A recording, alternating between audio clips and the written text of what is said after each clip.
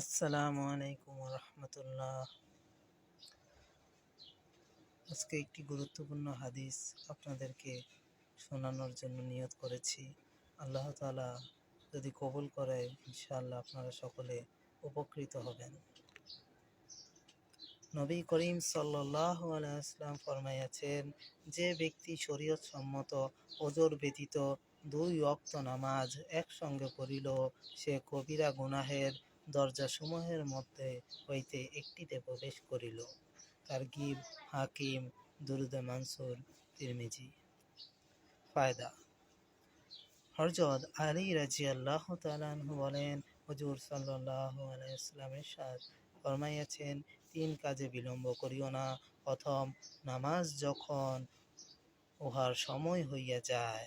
দ্বিতীয়, জানাজা যখন উহা তৈয়ার হইয়া যায়।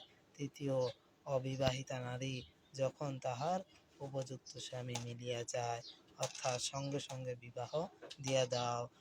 অনেক লোক যাহারা নিজ দিগকে দিনদার মনে করে এবং নামাজের পাবন্দি করে বলিয়া মনে করে, তাহারা সফর অর্থাৎ দোকান বা চাকরি ইত্যাদি কাজের সামান্য অজুহাতে কয়েক ওয়াক্ত নামাজ একসঙ্গে ঘরে আসিয়া পড়িয়া নেয়। অসুস্থতা বা অন্য কোনো অজুর ব্যতীত নামাজকে সময় মতো না পড়া কবিরা গুনাহ।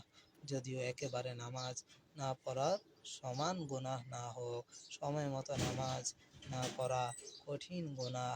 এই গুনাহ হইতে সে রক্ষা পাইল না। তাহলে এখন যে হাদিসটা শুনলাম, অনেক গুরুত্বপূর্ণ কথা বলা হয়েছে। আল্লাহ তাআলা এই হাদিসের উপর আমাদেরকে আমল করা তৌফিক দান করুন, আমিন। আমরা অনেকে অনেক কাজের সময় শরীয়ত সম্মত ওজর ব্যতীত নামাজকে অবহেলা করি, একসাথে পড়ে নিই, পরে মনে করি কিন্তু এই নামাজ পড়ার দ্বারা তো উপকৃত হওয়ার দ্বারা আমি কবিরা গুনাহের দরজার মধ্যে প্রবেশ করলাম। এটাও আমাদের জানা দরকার। আমরা অনেকে জানি না, বুঝি না, তাই করতে পারি না। তাই আমরা যারা জানবো, বুঝবো, এখন থেকে নিয়মিত আমল করার তৌফিক চেষ্টা করব। আল্লাহ তাআলা আমাদেরকে কবুল করে নিন, আমিন।